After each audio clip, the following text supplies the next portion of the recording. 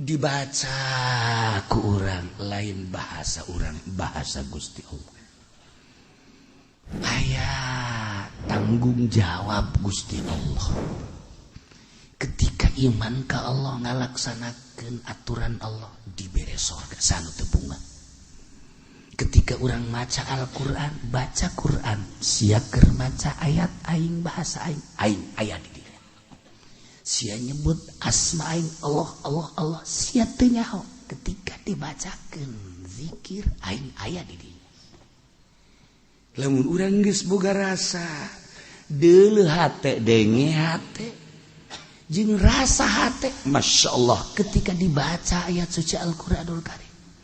Ayat tanggung jawab martabat jeung keindahan sorga tambah hati orang teh iman wari wauhna lain ka agama wauhna kana sawah ka mobil ka bangunan celaka teu wauh ka Allah lain hayu wauhkeun ka Allah. Mukmin lain sakadar mukmin tapi mukmin anu bener-bener mukmin sejati anu kajen kukumaha ge ieu teh bener-bener ngarealisasikeun nurut ka Gusti Allah jeung Rasulna ati Allah wa rasulah. Kumaha cek Allah jeung kumaha cek jeung Rasulna bae mah kajen kukumaha ge hirup teh ieu teh asa dibabawa jeung diatur ku Gusti Allah. Cek Gusti Allah ngaler-ngaler, cek Gusti Allah ngidul-ngidul, cek Gusti Allah salat-salat, cek Gusti Allah puasa-puasa bari jeung lillah. Cek Gusti Allah perang teh sieun paeh lantaran nu nitahna ge Gusti Allah. Waktu ngawujudkeun ge urang teu mesen ku ari titah perang titah ngalawan merangan kabatilan, rela nyawa dicabut ku nu bogana lillah. Iyalah konsepna. Innamal mu'minuna pasti nari jelema nu mukmin al kamilun al iman tegasna nu salampurna imanna mukmin sejati nu zahiran wa batinan alladzina idza dzukirallah yatajalma mukminin nu di mana disebut Gusti Allah yakni wa'iduhu ancaman Gusti Allah wajilat qulubuhum sieun hate nu mantak lamun jelema bodoh mah moal diangkat jadi wali sebab disebut ancaman Allah teh nyaho kos kumaha ancaman Allah kudu nu pinter. Ketika urang ngadenge Firaun dah satoreng Firaun jak bari aya Firaun horengan benerus emang Firaun itu paeh datang ka kuari eueuh tuh aya sarua bae. Abu Jahal itu modar apakah eueuh Abu Jahal parto aya sarua jeung kampung Kangjeng Nabi maut apakah Kangjeng Nabi pupus atuh henteu aya jaloba warasatul anbiya tanpa pamrih. Urang ngadenge seseorang jawara baheula teh jawara pohara jasa di negara urang biasa negara lah sakampung urang bae eta mah jawara tukang bobok tukang tarok tukang nyingkabkeun androk sok ngaliangan liang orok teu beres tah ieu jawara teh menang sambarangan asal aya anu ngahalangan bae kana kaayangnya tampiling unyana asal aya anu ngadebat sepak unyana asal jana boga kaayang cokot unyana tambah jawara mabok di jana gagah di jana galak di jana biadab di jana di lemur urang aya jawara model kos kitu ketika urang ngadenge ngarannyana asal ngadeng awas jawara geus paeh daleman sieun budak leutik bae anak urang tak bisa dipake bisa dilalagaku jawara eta ulah cari jawara itu haju cicing bae anak urang di mobil curi cari polisi anak urang polisi sieun heran teh anak urang ieu anak kula bae keleutik ngamuk di mobil urang ke Lembang jadi sia ade tuh polisi sia eta nalurina eta asup ka jero kolbu masyaallah padahal mah urang teu nyaho polisi teh acan ngabejaan ka eta budak teh polisi teh galak, polisi teh aya anu bager, polisi teh tapi eta budak asal kieu tuh aya polisi tak cicing kana berarti eta nang Allah kan polisi teh jahat teh ieu mah kan bisa pakai ngalalaga budak heran padahal mah kan teh sakabehna polisi kitu dia polisi ge aya nu bager sawarehna mah tapi eta budak sia dan polisi masyaallah nah ieu keur carita dek ngabayangkeun asma Allah maksudna oh lamun urang terhadap makhluk Allah geus kitu begitu sieun tarolah urang teh ka mau wah lamun tuh di leuweung mau sieun urang geus terkenal kapan lamun di Cianteng di dieu di kulon teh daerah Maung teh kapan dinya kajajaden ngarupa manusia urang lamun kadinya teh ateu Maung teh atuh sasalaman kanjeng urang di dinya teh kapan aya inohongna urang lamun datang kadinya ka inohongna urang teh kapan bisa nyambat Maung bisa meuli Maung negara Banten teh lain sambarangan besi urang deuk hayang boga Maung ayo ka dieu tampung ku aing ayo diantar ku aing ka ditu hayang Maung gede hayang Maung leutik aya Abadi Banten bisa meuli Maung urang lamun Garut kamari aya leuweung sancang ka ditu eta teh daerah Maung baheula Siliwangi tilem teh tah di leuweung sancang blek teu muncul deui kuari kapan sok kajajaden Maungna Maung putih sok kaluar eta teh Maung anu ngahuni di leuweung sancang wah geus bogo di Lampung mah Maung malulu tah mah di Jakarta Maung ngarupa jelema ngerekam sia teh rupana polisi rupana abri rupana PNS Maung malulu tah mah jelema ngan jiwa jelema Maung sak nu di imah teh cak pamajikan lain di Jakarta bae salaki aing Maung ada kitu onam tah mah tinggal dirasakeun we ku sia neng malah mah campur macan salaki kula mah urang nu tah katawan sapari ketika urang di daerah Orai mah lawang mobil urang di biasa bae aman komo tah maka embe mah terus ka sagala nanaon ge aman-aman bae geus tapi begitu dekat daerah Maung wow di ditu ge dikunci jendela ge ditutupkeun sebab naon sieun neuleundan doang memang Maung keur hees bagi urang sieun Maung keur hees urang sieun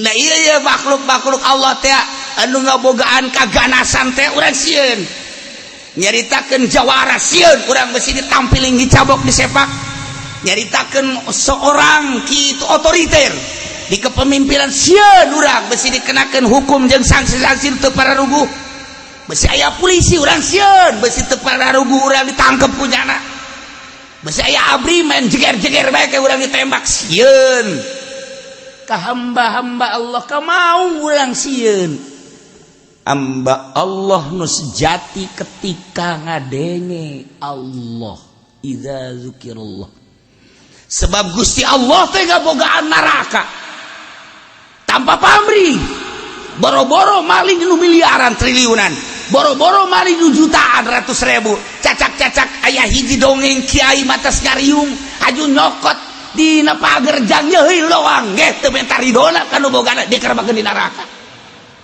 galak amat eta Gusti Allah ketika disebutkan zikirullah ancaman-ancaman Gusti Allah wajilat qulubuhum sieun masyaallah Allah teh galak korek henteu kudu gede boga salah teh ternyata masyaallah nu leutik bae ge Allah bedu siksa urang di neraka jahanam komo nu triliunan komo nu miliaran komo nu ratusan juta komo nu ngarusak gunung komo nu ngarusak hutan komo nu ngarusak tatanan-tatanan manusia adab-adaban manusia lantaran Al-Qur'an ngajelaskan wala tufsidu innallaha la yuhibbul mufsidin ulah ngarusak bae sebab gunung ciptaan Allah ulah ngarusak bae sebab lawang ciptaan Allah ulah ngarusak bae sebab bumi ciptaan Allah eta keur carita fisik kercarita tatanan adab-adaban leuwih dahsyat tibatan fisik.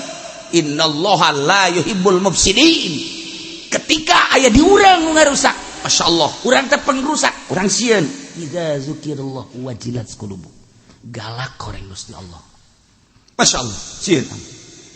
Nu mentak teu wani urang dek nambahan pamajikan jadi dua lantaran Allah magalak mun urang teu bisa adil ke di akhirat engke bakal urang dikerbekeun hanas urang ngeukepan susu teu sabaraha di dunia tapi di akhirat urang digujag-gajeg di neraka jahanam naudzubillah min zalik wajilat qulubuhum sia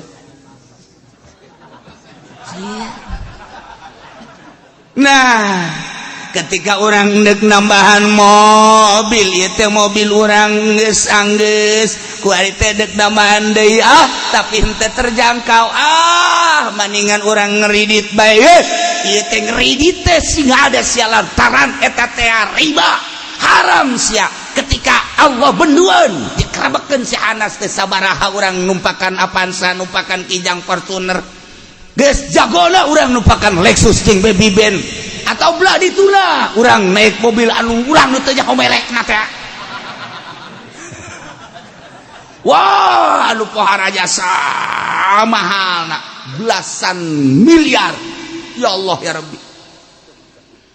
Nah kesabaraha di alam dunia ngeng ka ditu ngeng bae aja macet bae tapi di akhirat urang disate ku Gusti Allah wajilat qulubuhum masyaallah dengan riba. Sieun.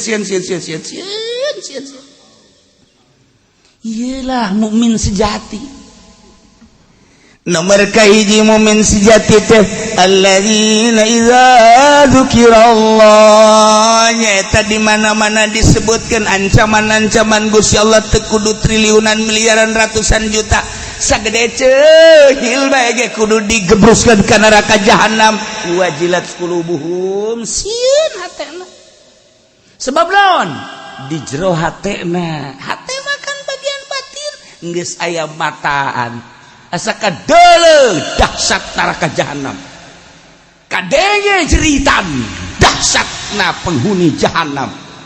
Kerasa dahsyatna kekeliran bulak-balik di neraka jahanam. Wajilat qulubuhum. Masyaallah. Sieun. Sebab nyaho karena kedahsyatan ancaman Allah Subhanahu wa taala. Urang dagang lamun henteu ngaco angel kasugi. Ngaco mulai rada dioplos-oplos.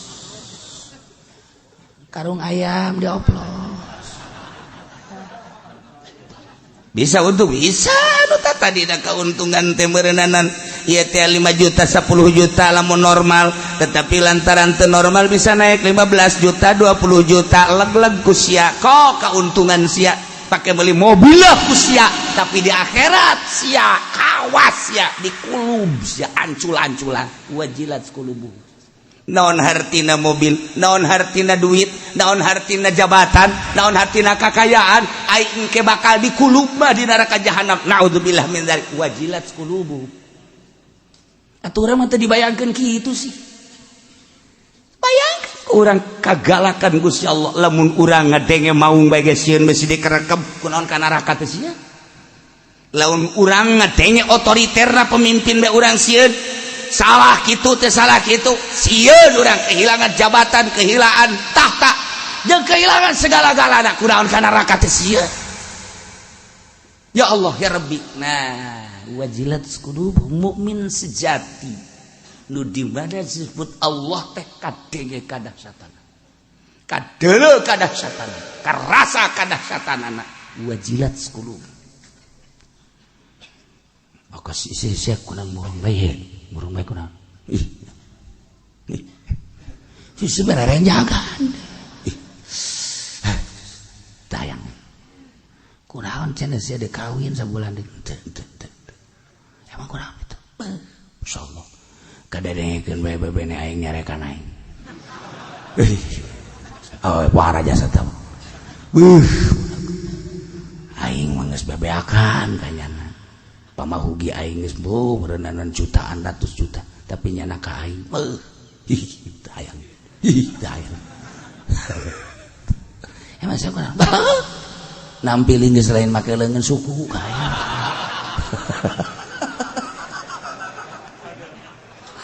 ya Allah ya Rabbi saya mah tayang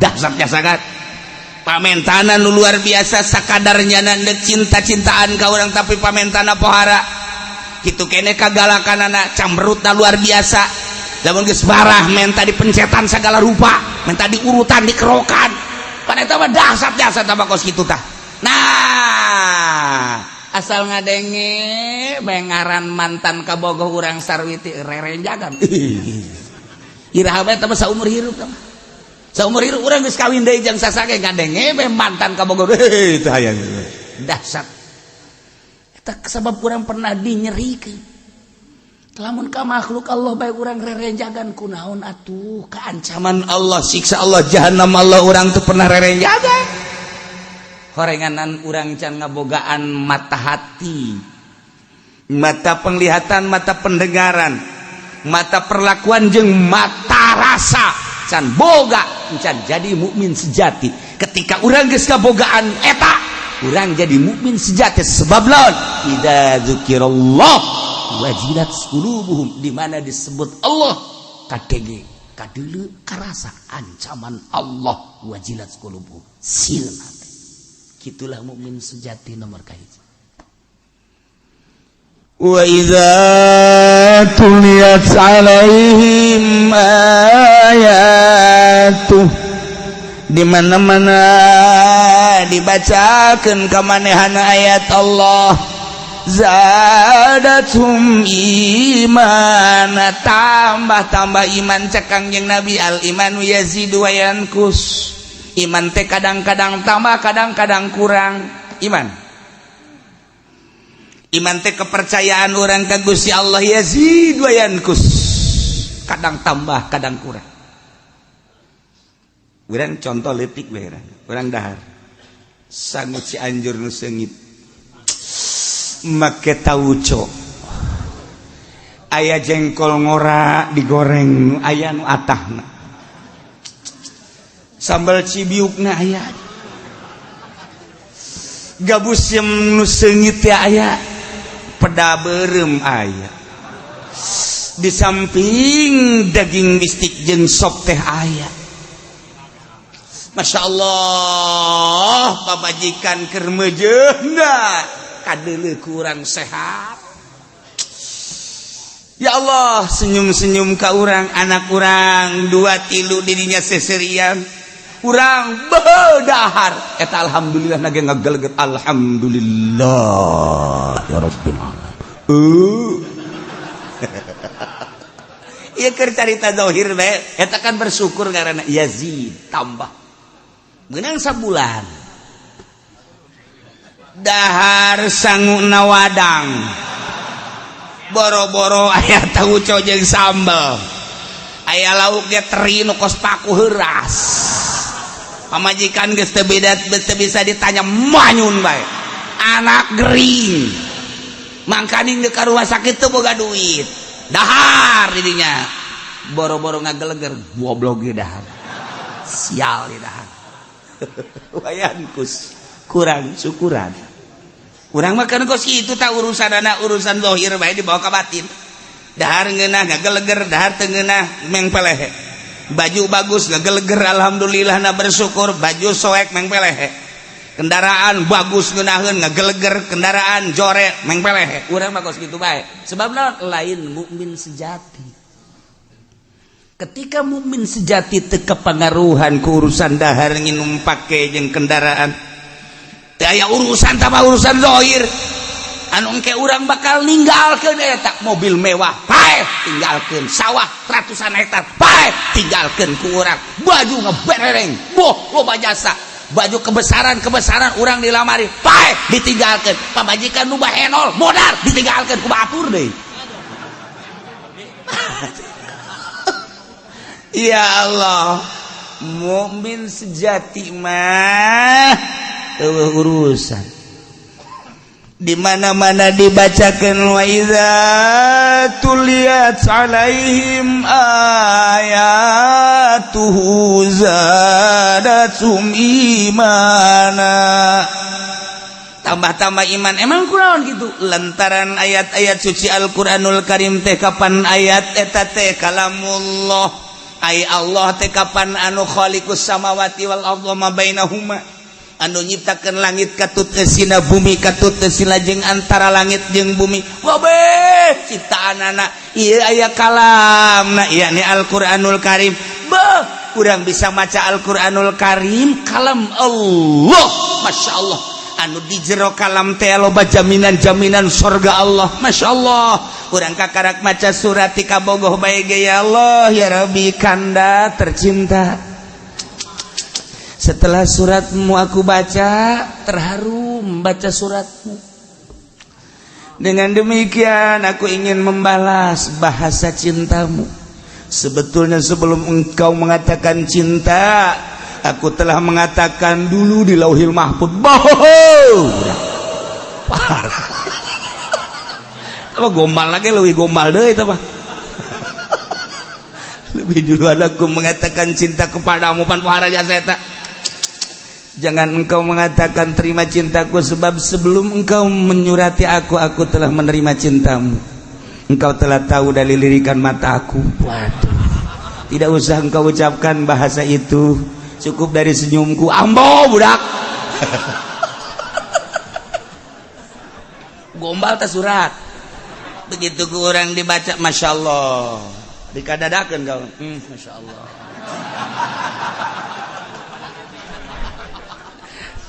kakara kita dibaca tadi asup deh ka kamar dikunci kamar kanda tercinta urang sajam dibuka deui lecet asurat. Oh, masya Allah disimpan dihandapkeun baju set. Kakara ge keluar si cokot deh. Ya Allah, ya Rabbi. Ada sesuatu di surat ini adalah yang menenangkan hatiku.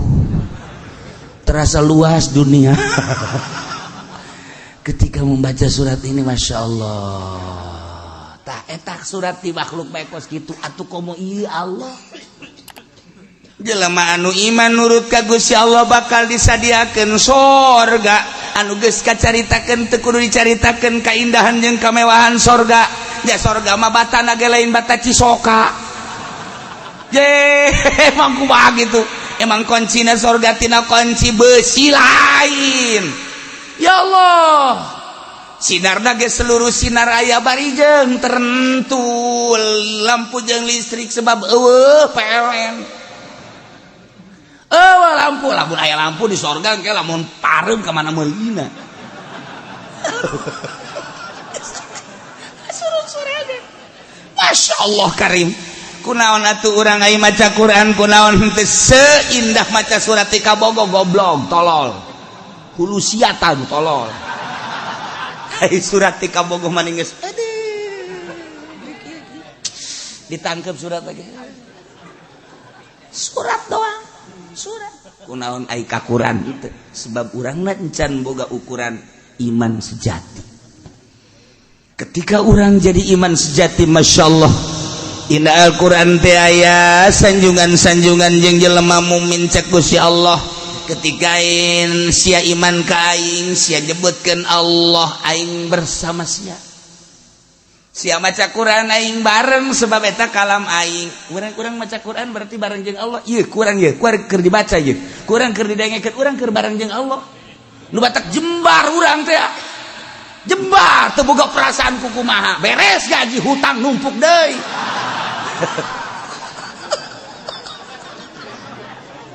problem arasub deui kakarak wallahu alam bisawab mulai arasub iman teh sejati ieu iman sejati mah tah mantap anu bodoh wali mah anu berpredikat mukmin sejati jelema pinter sebab nu nyaho kana kadar kaistimewaan Al-Qur'anul Karim dina bahasa Gusti Allah tewani nyekal Quran lamun teu boga wudu la yamassuhu illal mutahharun. Ke Allah bakal ngatur tentang pembagian anak ulah sok ngabagi ku hawa nafsu ku sorangan kulantaran milik Allah jeung Rasulna tu fattaqullah maka kudu sieun ngaranjeun kabeh ka Allah wa aslihu zata bainikum bereskeun pacekcokan antara aranjeun kabeh sing narurut ka Allah jeung Rasulna wa ati'ullah wa rasulah in kuntum mu'minin. Jelema anu iman madaek diatur ku Allah jeung Rasulna tara ngatur sorangan nu asli jelema mukmin anu sampurna kaimananana daek diatur ku Allah daek diatur ku Kangjeng Rasulullah sallallahu alaihi wasallam. Urang ka dieu kuari teh ngatur sorangan. Negara teh saudara boga aturan ti Allah tapi diatur ku urang. Salah mangga tawa ieu keur carita ngaji. Perpolitikan geus diatur ku Gusti Allah dina Al-Qur'anul Karim jang kamaslahatan jeung kamafsadatanana. Perekonomian geus diatur ku Gusti Allah ku Al-Qur'an jeung hadis tinggal urang nurut jeung teu nurutna ka aturan Allah jeung Rasulna. Perbudayaan geus diatur ku Allah jeung Rasulna. Sagala rupa pertanian geus diatur ku Allah jeung Kangjeng Rasulna. Tinggal kembali ka urang sampurna apa henteu si iman urang. Lamun urang sampurna ati'ullaha wa rasulan nurut ka Allah nyanggakeun sadaya-daya ngiringan kumaha ceuk Allah kumaha saur Kang nemah teh nemah.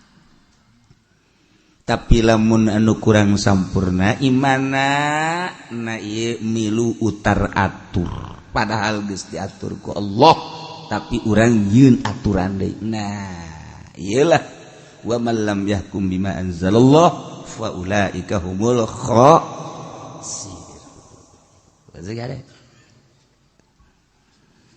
Ku ayana kecap tadi in kuntum mu'minin Gusti Allah secara umum nyaritakeun jelema anu iman. Iya ne jelema anu mukmin anu sampurna aya mukmin sakadar iman aya mukmin anu sampurna geus mukmin anu sampurna mah anu ngabogaan kitu keimanan lahir jeung batin. Masya Allah mantak dijelaskeun ku Gusti Allah dina ieu ayat nutilu patali jeung batin nu dua patali jeung zahir nu mantak iman anu sampurna yakni mukmin anu sampurna kaimananna teh ieu ngabogaan syarat nu 5 tilu balikna kana batin 2 balikna kana zahir lamun geus aya kabeh nu 5 mukminna mukmin sejati.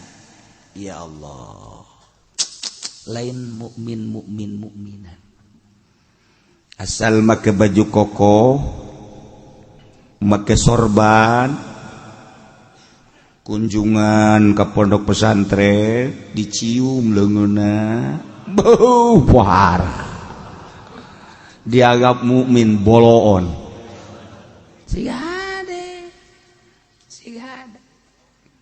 maling motor dipermasalahkeun maling mobil dipermasalahkeun korupsi dipermasalahkeun bagus kunaon maling akidah teh dipermasalahkeun ngageser sia akidah dipaling ku si eta bahaya kiai tinggal kiai jakibar si sogek ka neraka mama tinggal mama jebalan bimba uroge ka neraka ngageser sia motor dipaling dipermasalahkeun boro motor sendal bege kudu dipermasalahkeun kunaon ari akidah dipaling ngageser teh dipermasalahkeun ieu sing hade masyaallah karim mukmin sejati. Innamal mu'minuna alladzina idza dzukirallahu wajilat qulubuhum wa idza tuliyat 'alaihim ayatuhu zadatuhum imana wa 'ala rabbihim yatawakkalun. Nutilu ieu mah babalikna kana batin nomor kahiji. Innamal mu'minuna pastina teu aya deui jelema nu iman mah kecuali alladzina idza dzukirallah, eta jelema anu di mana-mana disebut Gusti Allah wajilat qulubuhum sieun hatena batin hate. Nomor kaduana wa idza tuliyat alaihim ayatu, di mana dibacakeun ayatna zadatum imana, tambah iman. Nomor katilula wa ala rabbihim yatawakkalun, ngan sakadar ka pangeran yatawakkaluna tatagenan jengan teh tilu bagian batin. Masyaallah. Di batin urang teh kos di zohir, lamun di zohir di awak kurang aya mata, atuh di kolbu ge aya mata. Lamun di awak kurang aya celi, atuh di kolbu ge aya celi. Lamun di awak kurang teh aya ngambe, atuh di kolbu ge aya ngambe. Lamun di awak kurang aya rasa, atuh di kolbu ge aya rasa. Nu mantak di kolbu teh aya opat. Nomor kahiji aya mata, penglihatan batin. Sanajan urang peureum tapi kolbu urang bisa neuleuh. Kabogoh urang nu di Bandung teh anu hunung nelitik aya handapeun bibir teh. Masya Allah, Masya Allah. Anu lamun ku urang disapanyana selalu senyum teh. Aduh kadeuleuh tuh mata hate kadeuleuh. Ya Allah, ya Rabbi, mata hate. Anu urang boga kabogoh hiji di urang Lampung teh, anu putih kadeuleuh Lampungna di ditu teh. Beuh, lamun geus nyarekan muringkak bulu. Aduh. Adeuleuh kuat teh. Di samping eta deui horenganan boga karate nyanana deui. Urang pernah datang ka dinya main sikat bebau dampal sukuna kana pipi. Kabayang kadeuleuh urang ngapeureum kadeuleuh ku mata hate. Lamun di diri urang aya mata, orang di kolbu ge aya mata, disebutna mata hate. Aya ceuli, aya denge hate. Masya Allah, pendengaran hati. Aya deui pekerjaan hati, aya deui rasa hati. Mata pekerjaan ambe termasuk di jerona mata rasa. Aya perasaan. Ieu nu sok diolah ku ahli thariqah. Ngolah nu opat. Dek ngahadirkeun mata penglihatan hati. Dek ngahadirkeun mata pendengaran hati. Dek ngahadirkeun mata perasaan, mata perlakuan hati, termasuk umba ambe. Mata terakhir mata rasa hati. Iyalah, lamun urang can boga nu opat eta, can diolah mah moal bisa. Ketika kurang diolah can hadir mah sarua bae. Ketika geus hadir Masya Allah, engke timbul perasaan hadirna Allah. Timbul engke perasaan-perasaan deket da urang jeung Allah. Timbul engke perasaan-perasaan asa didenge ku Allah, asa neuleuh ka Allah. Mata batin neuleuh ka Allah, asa dideuleukeun ku Allah, ngadenge ka Allah, asa didengekeun ku Allah. Masya Allah karim. Ngahadirkeun perasaan-perasaan etalah moal aya sakolahanana, moal aya universitasna, moal aya pendidikan biasa, eta mah kudu tafakur. Hiji kudu tafakur, nomor kedua kudu jihad. Jihad teh perang, perang teh lain perang fisik. ngemantak opat deui ku urang kudu dijelaskan di qalbu urang. Hiji tujuan urang Allah, tujuan kaula. Nomor kedua Rasulullah Muhammad sebagai uswatun hasanah, contoh jeung tauladan kedua kaula. Nomor katiluna Al-Quran sebagai tuntunan kaula. Nomor kaopat adalah wusul ilallah, syahadah. Ieu cita-cita kaula. Tah lamun geus nu opat eta trek di jero hate dibundalkeun. Nu opat tadi urusan kolbu teh dibundalkeun, mulai diurus urang. Hiji penting urang hudal mandi wudu ngahadirkeun eta, lain haji ya ghaniyu ya ghaniyu ya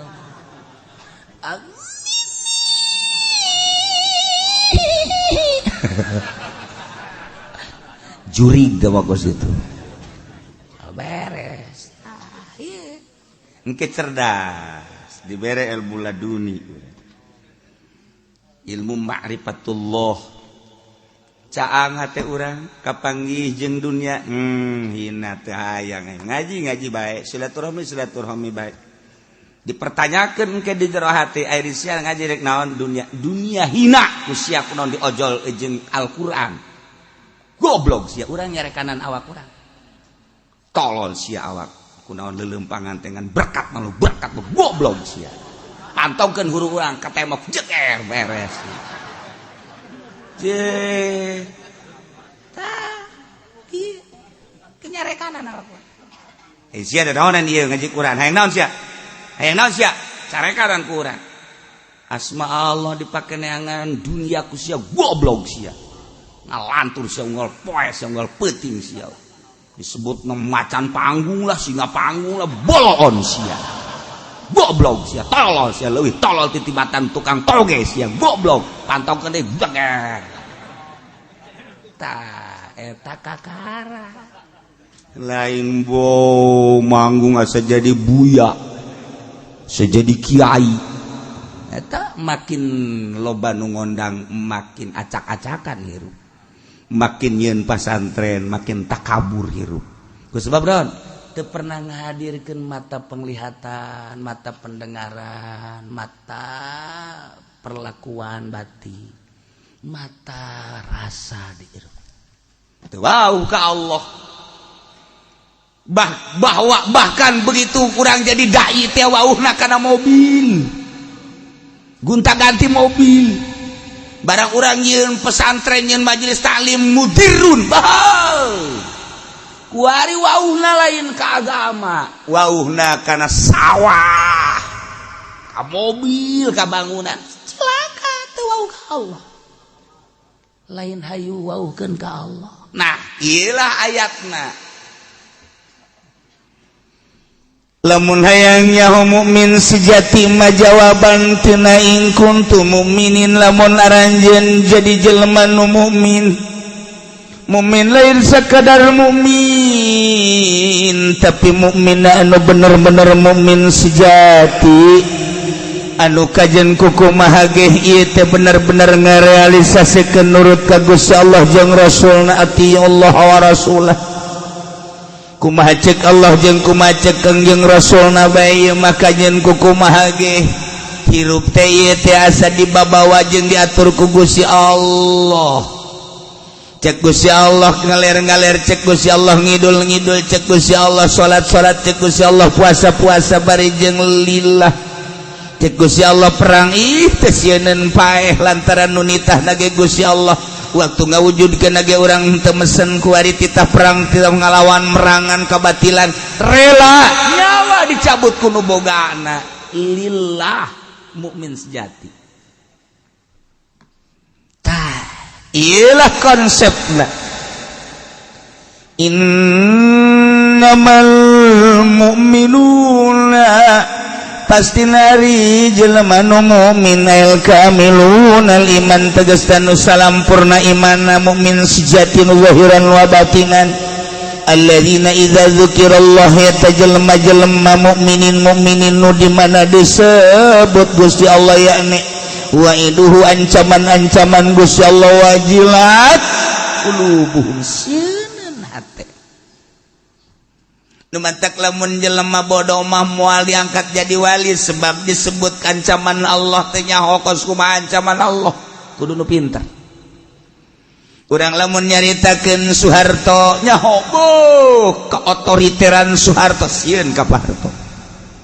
Urang lamun ngadenge Bung Karno nyaho lantaran sebagai proklamator Indonesia nyaho urang. Sebut Pak Harto tak hate aya sieun Inggris disebut Bung Karno rasa cinta anu menggebu. Sebut Jokowi terserah ente. Terserah ente teh presiden urang sarerea. Terserah eta mah. Apa sieun ente ke apa ka Jokowi apakah berani terserah ente. Tah. Saya suserian goblok. Tah, ieu teh urang lamun disebutkan. Dak, urang carita da begitu ngadenge suara Abu Jahal kagambar ku urang kabiadaban Abu Jahal. Ketika orang ngadenge Firaun, dasar orang Firaun, jok wari di ayam Firaun orangnya. Benerus, emang Firaun itu paeh datang ke kuari, tuh ayah sarua bae. Abu Jahal itu modar, apakah Abu Jahal pada ayah? Sarua jeung kampung kangjeng Nabi maut, apakah kangjeng Nabi pupus atuh henteu aya jaloba warasatul anbiya tanpa pamrih. Urang ngadenge seseorang jawara baheula teh jawara pohara jasa di negara urang. Biasa negara lah sakampung urang bae. Eta mah jawara tukang bobok, tukang tarok, tukang nyingkabkeun androk. Sok ngaliangan liang orok teu beres. Tah ieu jawara. Tewenang sambarangan asal aya anu ngahalangan bae kana kaayangnya tampiling kunyana. Asal aya anu ngadebat sepak kunyana. Asalnya boga kaayang cokot kunyana. Hei, tapa jawara mabok di jana, gagah di jana, galak di jana, biadab di jana. Di lemur urang aya jawara model kos kitu. Ketika urang ngadenge ngarannyana sieun. Asal ngadeng awas jawara. Geus paeh deleman. Sieun budak leutik bae anak urang tak bisa dipake bisa dilalagaku jawara eta. Ulah cari jawara itu. Haju cicing bae. Anak urang di mobil curi. Cari polisi. Anak urang. Polisi sieun heran teh anak urang. Ieu anak kula bae leutik ngamuk di mobil urang ke Lembang. Jadi sia ada. Tuh polisi sia. Eta nalurina eta asup ka jero kolbu masyaallah. Padahal mah urang teu nyaho polisi teh acan ngabejaan ka eta budak teh polisi teh galak, polisi teh aya anu bageur, polisi teh. Tapi eta budak asal, kieu tuh aya polisi. Tak cicing kana. Berarti eta nang Allah kan polisi teh jahat. Tah ieu mah kan bisa pakai ngalalaga budak heran. Padahal mah kan teu sakabehna polisi kitu. Dia polisi ge aya nu bageur sawarehna mah. Tapi eta budak sia da polisi masyaallah. Nah, ieu keur carita.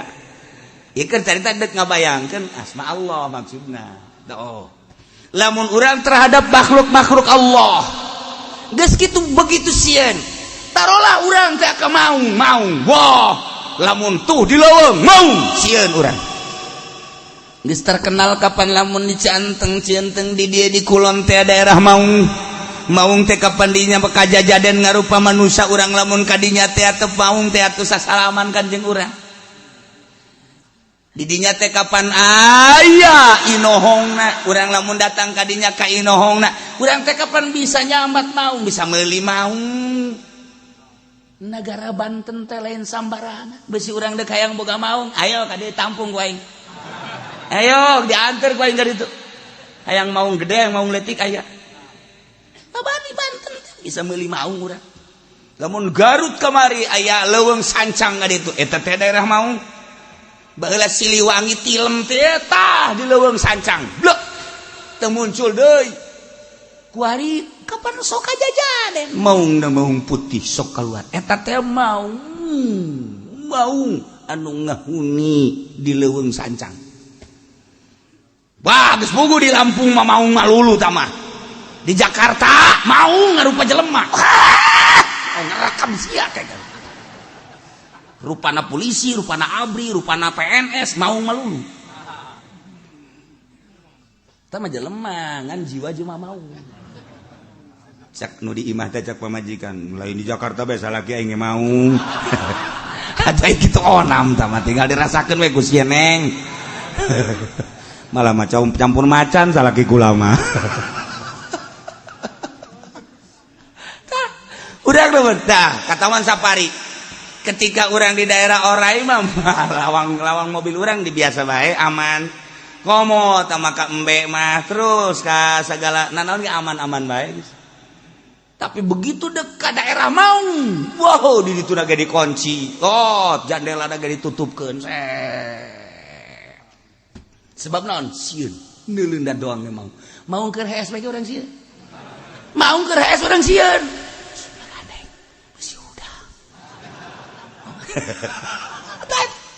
nah iya makhluk Allah teh anu ngabogaan kaganasan teh urang sieun nyaritakeun jawara sieun urang besi ditampilin dicabok disepak nyaritakeun seorang kitu otoriter di kepemimpinan sieun urang besi dikenakeun hukum jeung sanksi-sanksi teu pararuguh besi aya polisi urang sieun besi teu pararuguh urang ditangkep ku nyana besi aya abri main jeger-jeger bae ke urang ditembak sieun ka hamba-hamba Allah ka mau urang sieun hamba Allah nu sejati ketika ngadenge Allah idza zukirallah sebab Gusti Allah teh ngabogaan neraka tanpa pamrih boro-boro maling nu miliaran triliunan boro-boro maling nu jutaan ratus ribu cacak-cacak aya hiji dongeng kiai matas ngariung aju nyokot dina pager jang yeuh loang ge teu menta ridona kanu bogana dikerebakeun di neraka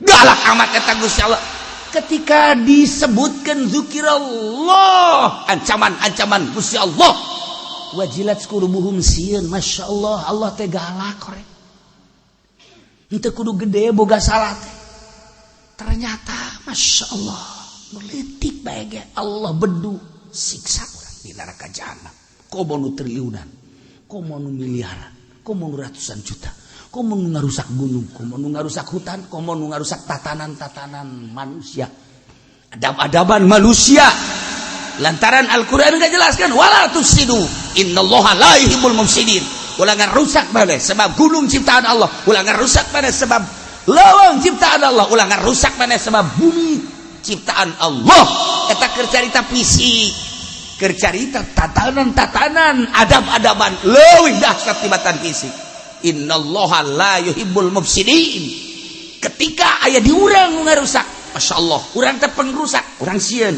idza zukirallah wajilat qulubuh galak koreng Gusti Allah masyaallah sieun numantak teu wani urang dek nambahan pamajikan jadi dua lantaran Allah magalak mun urang teu bisa adil ke di akhirat engke bakal urang dikerebekeun hanas urang ngeukepan susu teu sabaraha di dunia tapi di akhirat urang digujag-gajeg di neraka jahanam naudzubillah min zalik wajilat qulubuhum sia nah ketika orang dek nambahan mobil itu mobil orang geus anggeus kuari teh dek nambahan deui tapi henteu terjangkau maningan orang ngeridit bae ieu teh ngeridit teh sing ada sia lantaran eta teh riba haram sia ketika Allah benduan dikerebekeun si Anas teh sabaraha urang numpakan Avanza numpakan Kijang Fortuner geus jagona urang numpakan Lexus jeung Baby Benz atau belah dituna urang naik mobil anu urang nu teu nyaho merekna teh wah anu pohara jasa mahalna belasan miliar ya Allah ya Rabbi Nah kesabarah di alam dunia ngeng kaditu ngeng bae aja macet bae. Tapi di akhirat orang disate ku Gusti Allah. Wajilat qulubuhum, masyaallah dengan riba. Sieun. Iyalah mukmin sejati. Nomor kahiji mukmin sejati teh alladzina idza dzukirallah, nyaeta di mana-mana disebutkan ancaman-ancaman Gusti Allah teu kudu triliunan miliaran ratusan juta. Sagede ceul bae ge kudu digebruskeun ka neraka jahanam. Wajilat qulubuhum, sieun hatena. Sebab naon? Di jero hatena. Hate makan bagian batin geus aya mataan. Asa kadeuleu dahsyat neraka jahanam. Kadenge jeritan dahsyatna penghuni jahanam. Kerasa dahsyatna kekeliran bulak-balik di neraka jahanam. Wajilat qulubuhum, masyaallah, sieun sebab nyaho karena kedahsyatan ancaman Allah Subhanahu wa taala. Urang dagang lamun henteu ngaco angel kasugi. Ngaco mulai rada dioplos-oplos. Karung ayam dioplos. Bisa untuk bisa nu tadi da kauntungan teh meureunanan ieu teh 5 juta 10 juta lamun normal, tetapi lantaran teu normal bisa naik 15 juta 20 juta leg-leg ku sia. Kok kauntungan sia pakai beli mobil lah ku sia, tapi di akhirat sia kawas sia di kulub sia ancul-anculan. Wajilat qulubuhum. Naon hartina mobil, naon hartina duit, naon hartina jabatan, naon hartina kakayaan, aing ke bakal dikulub mah di neraka jahanam. Naudzubillah min dzalik. Wajilat qulubuhum. Atuh urang mah teu dibayangkeun kitu sih. Bayangkeun urang kagalakan Gusti Allah lamun urang ngadenge maung bae geus sieun mesti dikerekep kunaon ka neraka teh sia. Lamun urang ngadenge otoriterna pemimpin bae urang sieun salah kitu teh salah kitu, sieun urang kehilangan jabatan, kehilangan tahta, jeung kehilangan segala-galana kunaon ka neraka teh sieun. Ya Allah ya Rabbi. Nah, wajilat qulubuhum, mukmin sejati nu di mana disebut Allah teh kadenge kadahsyatan. Kadeuleu kadahsyatan, karasa kadahsyatanana. Wajilat qulubuhum. Maka sia kunang murung bae. Burung baik kuna, si sebenarnya jangan, tayang, kunaon cina sia dekawin sebulan deh, emang kunaon itu, insyaallah, kadang-kadang bebe ne aing nyarekan aing, oh parah jasa tahu, aing manges bebeakan kanyana. Pamahugi aing geus berenang jutaan ratus juta tapi nyana ka aing tayang emang saya kurang nampilin geus lain make leungeun suku ka aing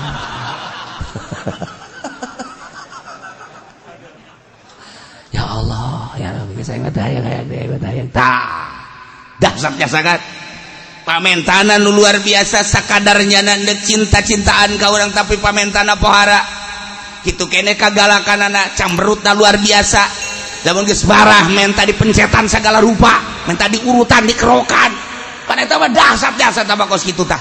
Nah asal ngadenge bengaran mantan kabogoh urang sarwiti rerenjagan iraha bae eta mah saumur hirup tah. Saumur hirup urang geus kawin deui jeung sasage gandenge be mantan ka Bogor teh aya dahsyat. Eta sabab urang pernah dinyerikeun. Lamun ka makhluk Allah bae urang rerenjagan kunaon atuh ka ancaman Allah siksa Allah jahanam Allah urang teu pernah rerenjagan. Horenganan urang can ngabogaan mata hati, mata penglihatan, mata pendengaran, mata perlakuan jeung mata rasa. Can boga can jadi mukmin sejati. Ketika urang geus kabogaan eta urang jadi mukmin sejati sebab lawan idza dzukirallah wajilat qulubuhum, di mana disebut Allah kadenge kadeuleu karasa ancaman Allah wajilat qulubuhum silna teh. Kitulah mukmin sejati nomor kahiji. Wa idza tuliyat alaihim ayatuh di mana-mana dibacakeun ka manehana ayat Allah zadatum imana tambah iman cekang jeung Nabi al imanu yazidu wa yankus. Iman teh kadang-kadang tambah kadang-kadang kurang. Iman teh kepercayaan orang ka Gusti Allah yazidu wa yankus, kadang tambah kadang kurang. Urang contoh leutik bae urang dahar sangut Cianjur nu seungit make tauco aya jengkol ngora digoreng aya nu atahna sambal cibiukna aya gabus yang nu seungit teh aya peda beureum aya di samping daging bistik jeung sop teh aya. Masya Allah pamajikan keur meujeuhna kadeuleu kurang sehat. Ya Allah senyum-senyum ka urang anak urang 2-3 didinya seserian urang beudahar eta alhamdulillah nage ngageleget alhamdulillah ya rabbil alamin. Ieu keur carita zahir bae eta kan bersyukur karena yazid tambah menang sabulan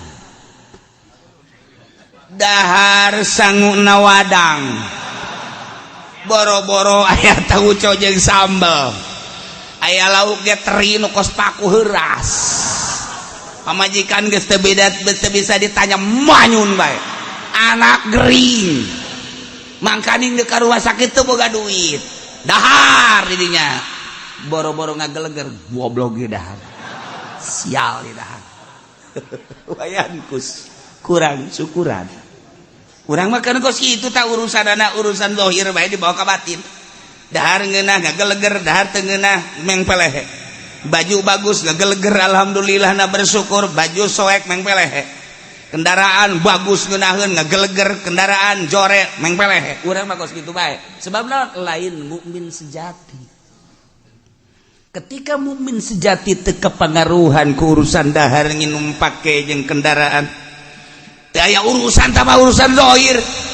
Anu engke urang bakal ninggalkeun eta mobil mewah, pae tinggalkeun sawah ratusan hektar, pae tinggalkeun ku urang. Baju ngebereng, boh loba jasa. Baju kebesaran urang di lamari, pae ditinggalkeun. Pamajikan nu bahenol, modar ditinggalkeun ku batur deui.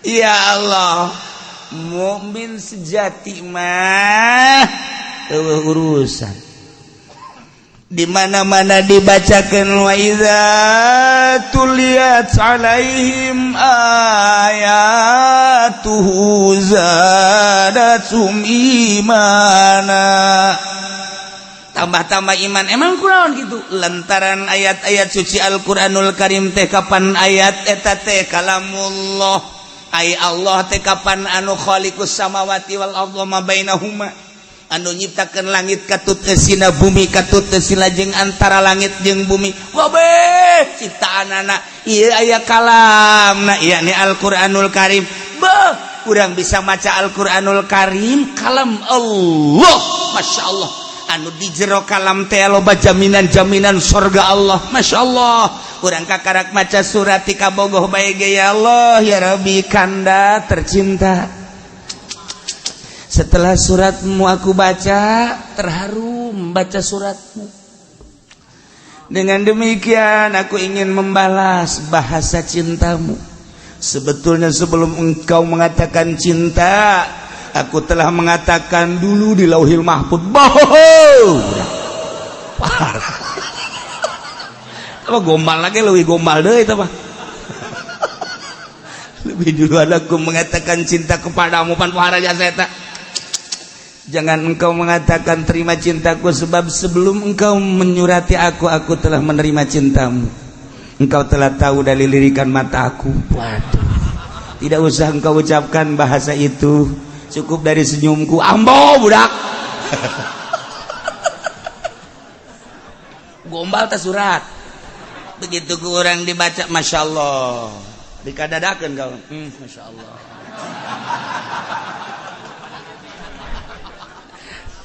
Kakak kita dibaca tadi, asup deh ke kamar dikunci kamar. Kanda tercinta. Udah sajam dibuka deh, lecet akurat. Oh, masya Allah disimpan, dihandapkan baju set. Kakak keluar, si cokot deh. Ya Allah, ya Rabbi. Ada sesuatu di surat ini adalah yang menenangkan hatiku. Terasa luas dunia. Ketika membaca surat ini, masya Allah. Tak etak surat di makhluk mekos gitu. Atuh komo iya Allah. Jelema anu iman nurut ka Gusti Allah bakal disadiakeun sorga. Anu geus kacaritakeun teu kudu dicaritakeun kaindahan jeung kamewahan sorga. Ya sorga mah batana ge lain bata Cisoka. Emang kumaha gitu. Emang kuncina sorga tina kunci besi lain. Ya Allah, sinarna ge seluruh sinar aya barijeng tertentu, lampu jeung listrik sebab eueuh PLN. Lampu, lamun aya lampu di sorga engke lamun pareum ka mana meulina. Suruh-suruh. Masya Allah karim. Kunaon atuh urang aya maca Quran, kunaon teu seindah maca surat ti kabogo goblok tolol. Hulu siatan tolol. Ai surat ti kabogo maning geus ditangkep surat lagi. Surat doang, surat. Kunaon ai ka Quran itu sebab urangna encan boga ukuran iman sejati. Ketika orang jadi iman sejati, masya Allah. Inna Al-Quran teh aya sanjungan-sanjungan jeung jelema mukmin cek Gusti Allah. Ketika sia iman ka aing, sia nyebutkeun Allah, aing bersama sia. Sia maca Quran aing bareng sebab eta kalam aing. Urang maca Quran berarti bareng jeung Allah. Ieu kurang ye, keur dibaca ye. Kurang keur didengekeun, urang keur bareng jeung Allah. Nu batak jembar urang teh. Jembar teu boga perasaan kumaha. Beres gaji hutang numpuk deui.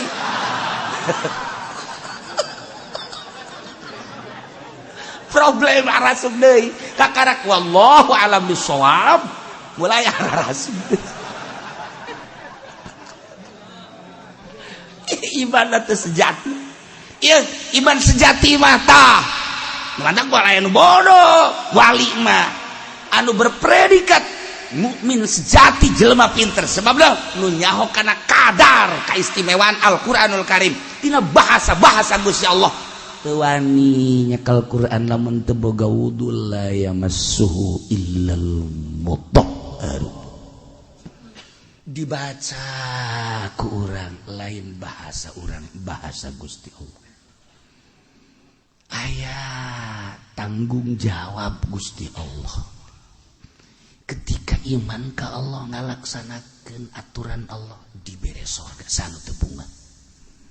Ketika orang maca Al-Quran, baca Quran, sia keur maca ayat aing bahasa aing aya di dieu. Sia nyebut asma aing Allah, sia teu nyaho ketika dibacakeun zikir aing aya di dieu. Lamun urang geus boga rasa deuleuh hate denge hate jeung rasa hate, masya Allah ketika dibaca ayat suci Al-Qur'anul Karim. Ayat tanggung jawab martabat jeung keindahan sorga. Tambah hate urang teh iman urang. Tuh, bacakeun Al-Qur'an. Wa idza tuliyat 'alaihim ayatuhu, di mana dibacakeun ayat Gusti Allah zadatum imana, tambah iman. Ku tambah-tambahna iman ketika aya nu mencaci maki mencerca Al-Qur'anul Karim, panas urang nyawa tarohana membabi buta.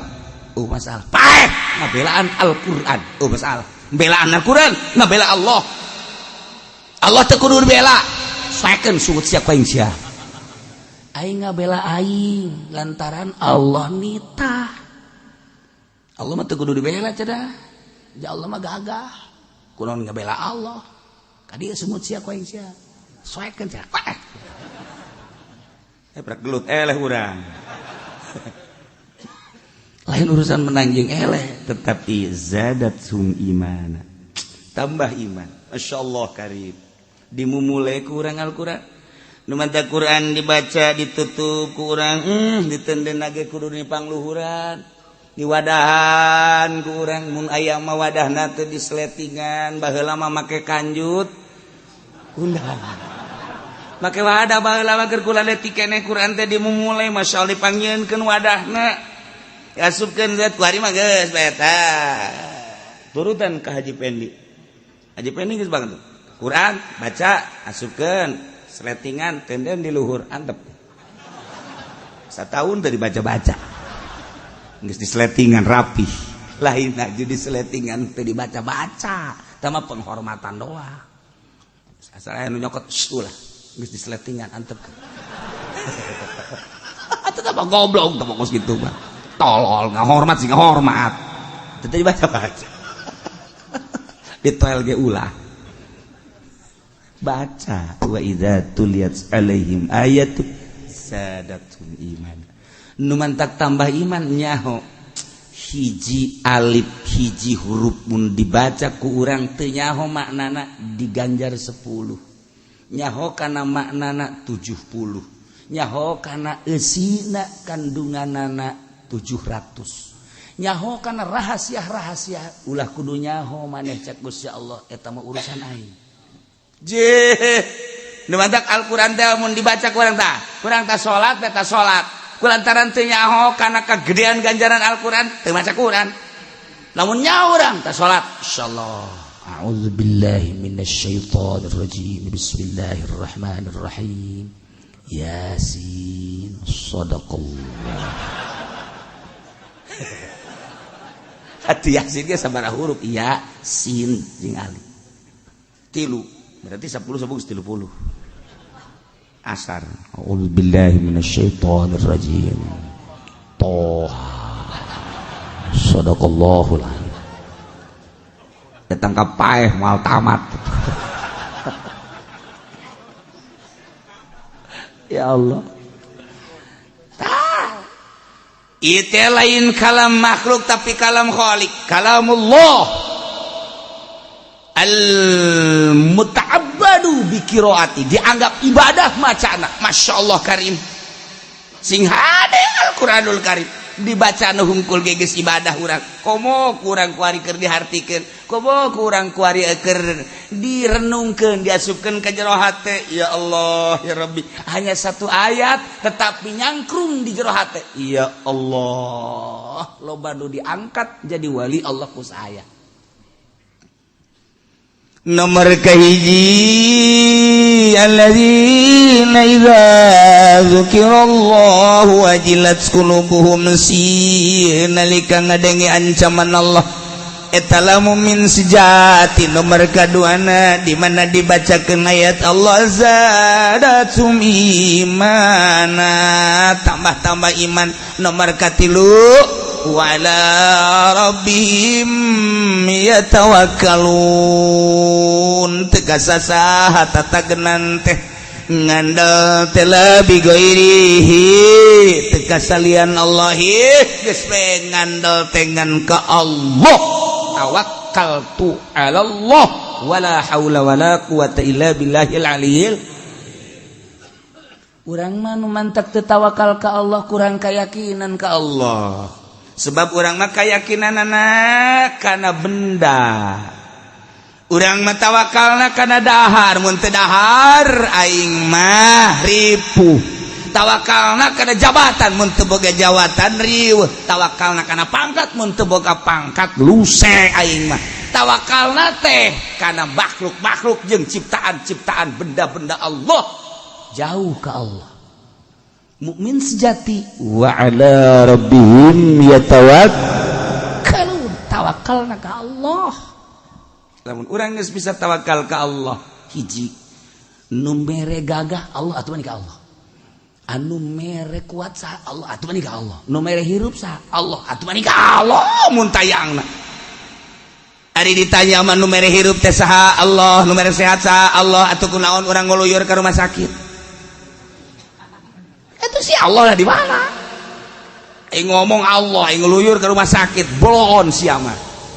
Tahan, lamun geus bener-bener Allah, ka Allah segala rupa. Nu mere kuat sa Allah, kunaon atuh urang neangan kekuatan di luar Allah?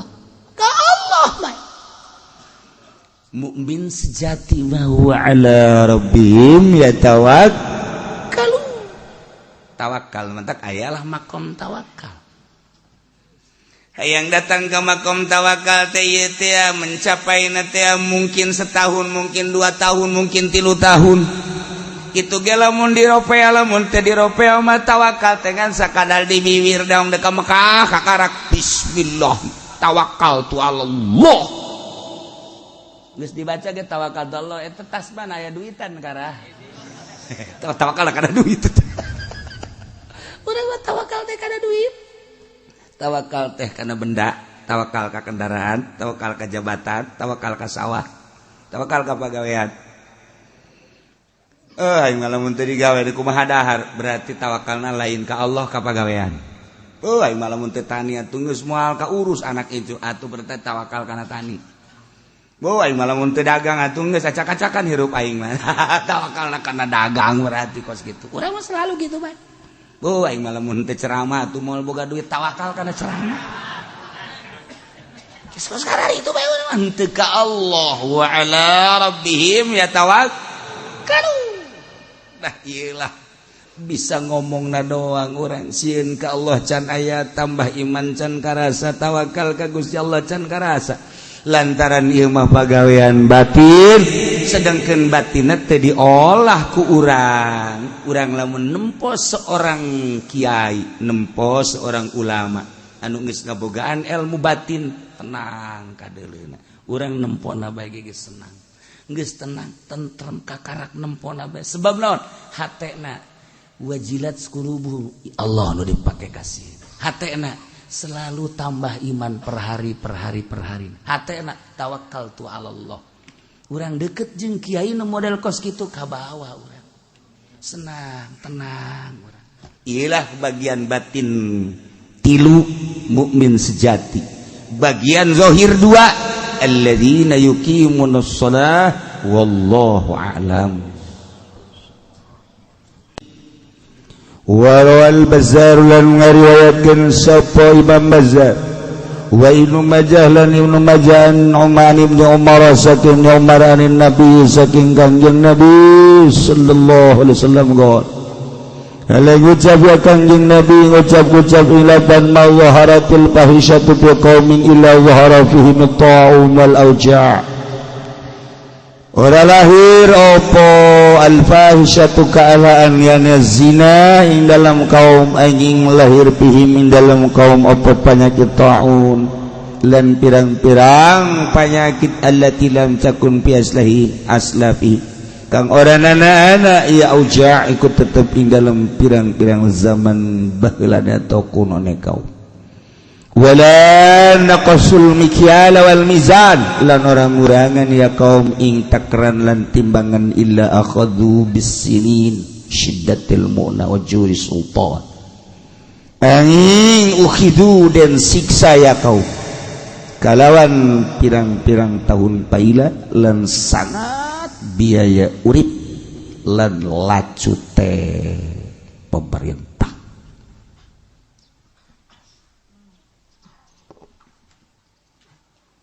Urang keur nyaritakeun bab fitnah.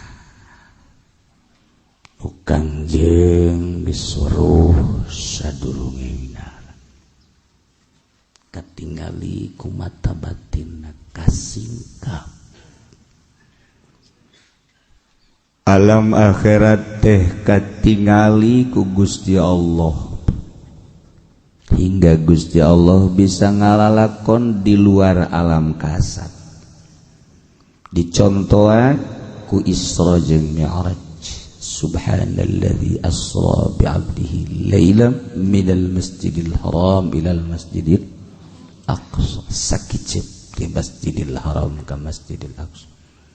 Sakicep di masjidil aqsa ka sidratil muntaha.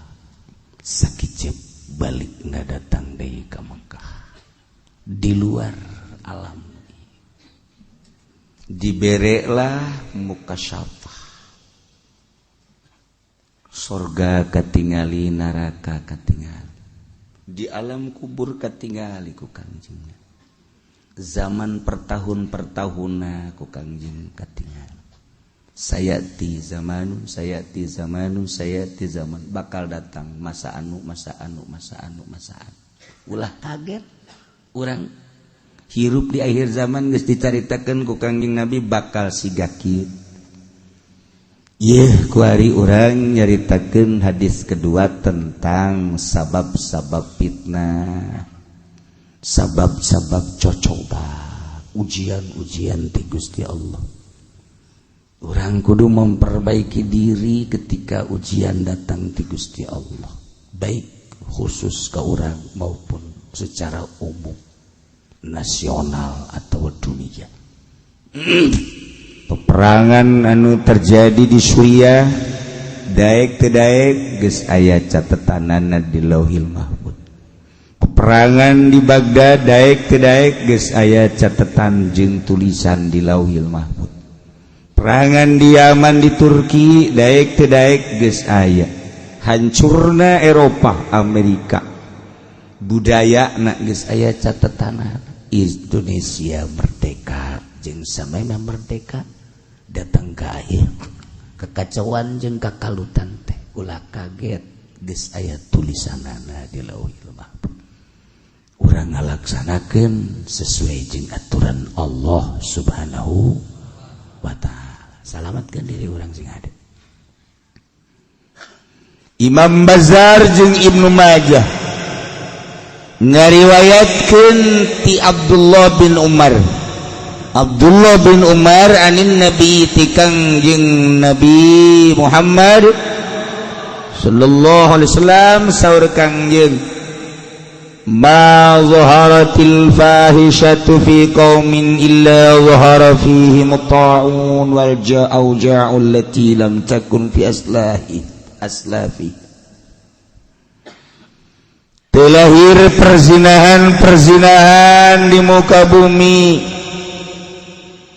di kaum-kaum, di lembur-lembur, illa zahara fihim at-ta'un, kecuali lahir di eta kaum panyakit ta'un, tetel, wal auja' jeung panyakit allati lam takun fi aslahi fihim, nucan pernah ayat di baheula. Sumber fitnah panyakit nu kuari ambalayah panyakit teh stroke teh baheula mah profesor, doktor, pejabat kuari orok stroke mikiran naon dunyana, mikiran naon orok stroke. Masya Allah, penyakit anu non medis ambalaya geus puguh stres. Penyakit model kos kitu teh disababanana ieu kulobana perzinahan. Di mana geus lahir perzinahan di kaum geus puguh di Eropa mah dilegalkeun zina teh, di Amerika dilegalkeun. Lamun urang ngadenge informasi nu balik ti Amerika, balik ti Eropa baheula, televisi di kota teh tayangan blue film BF eta teh 10 tahun ka tukang anu baralik ti Amerika, baralik ti Eropa dongengna seperti eta. Urang ka Amerika, urang ka Eropa teu zina anggap malaikat. Lantaran naon? Tayangan televisi na secara terbuka ge geus blue film. urang lamun ningali di Amerika di Eropa eta itu kartu gaple sabelahna endog sabelahna deh lain deh susu gambar-gambar perzinahan PF X3 eta baheula di ditu kuari diperdayakeun di urang di Jieun, di Jakarta, di Tangerang, di Serang, di Pandeglang, TV, layar terbuka. Urang ka Pandeglang gambarna kuari mah masih kena sawah. Masih kena sawah, kadu gunung gambarna. Tapi lamun ka Tangerang geus lain deui, motor, mobil, gambarna teh helm nu karar itu. Kakara kos karar itu bae kos karar itu sakedeung deui coba ge. Ulah-ulah di Tangerang, ulah-ulah di Jakarta, ulah-ulah di Bandung, Medan, kota-kota bersat. Di Pandeglang bae deket Baduy.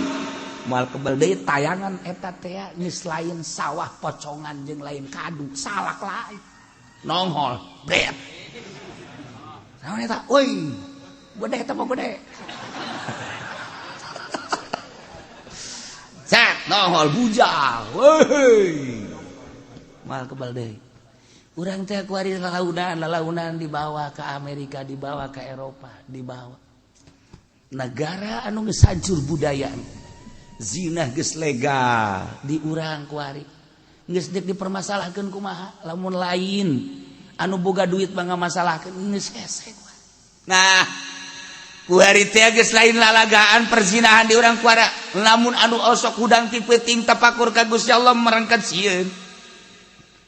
Lantaran SMP geus mulai ambalaya perzinahan naudzubillah min dzalik SMA masyaallah karim geus bugu karyawan-karyawati mah di dagara PNS emang kumaha kitu di pasar mata mah geus campur jeung jurig-jurig perzinahan kontrakan hotel dan lain sebagainya emang kumaha gitu masyaallah baheula kula keur masantren di Cipanas bae ngaji falak di Cipanas di Papi di Kiai Jazuli eta teh tahun 80 pertama 84 kedua kali 80 kitu genep. Nah eta zaman harita bae zaman harita kula ningali pemandangan orang Arab nu datang ka Cipanas geus puguh orang-orang kitu Cina mah nu datang masyaallah geus muringkak buru tahun sakitu komo tahun ayeuna mah urang ningali ka Cipanas geus disulap kuari teh geus jadi pasar Arab. Cina geus leuwih teu heula di urang. Jualan apem teh geus biasa. Geus teu bisa dilarang tah geus eta mucikari lagi di Ambalaya atuh. Geus teu kudu di Cipanas, teu kudu di Bandung, teu kudu di Jakarta, Tangerang, di kampung mucikari geus Ambalaya. Baheula mah ngadenge nu mabok teh cuman di Bandung, di Jakarta, di Surabaya, Yogyakarta. Nu mabok teh sakadar wiriah Magadon nu kos karari itu hungkul wari ekstasi geus diproduksi dikirim di Cina ka urang lalaga kuari geus Ambalaya murah masalahna mulah diproduksi dek dihancurkeun otak-otak bangsa Indonesia ti mimiti budak keneh kuari geus alalacur geus teu berpikir ke arah akhirat teu berpikir ke arah positif negara acak-acakan teh dianggap hiburan ku jana sebab otakna error. Wari terus makin kadieuna. Weuy, atuh urang ngadenge berita teh kiriman ti Cina Ambalaya. Lain dibalikeun deui kapan dikirim deui ka dieu. Dikirim deui encan produksi di urang.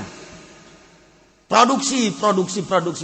Polisi unggal poe nangkepan jelema tapi teu anggeus-anggeus datang ka kuari. Nyaho salah polisi, nyaho salah masyarakat. Teu anggeus-anggeus datang ka kuari. Ieu tangkap, ieu beuleum, timbul deui. Ieu tangkap, ieu beuleum, timbul deui. Ieu tangkap, ieu beuleum, timbul deui. Tuh hukum nu jelas di Indonesia seperti kos kitu. Ieu mah keur carita kerusakanana akibatna mabok ya zina, akibatna mabok ya maling, akibatna mabok ya kos gila negara teh aja. Nah, efek recek Kangjeng Nabi lamun geus loba mabok, loba zina, lamun geus timbul perzinahan bakal diproduksi, geus diproduksi, engke bakal diturunkeun penyakit anu eueuh di zaman baheula.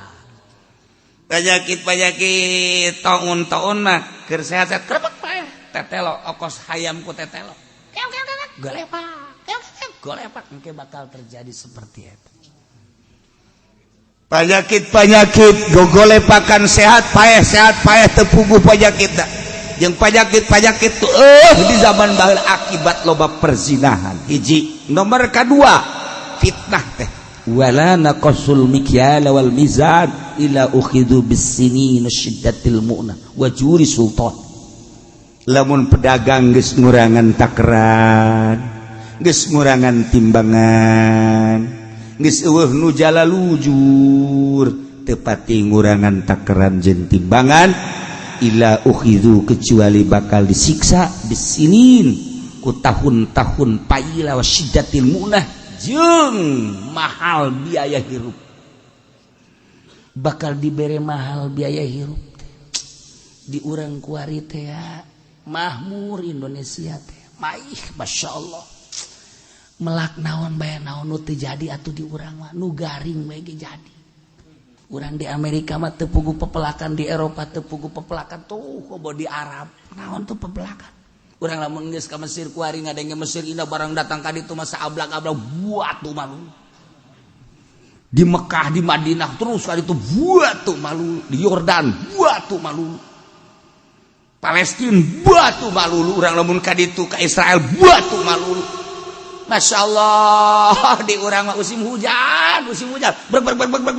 Ya Allah ya Rabbi di luar genteng aya beti. Deku batu teu makmuran. Beti krepek. Geus puguh di sawah, geus puguh anu di empang di mana.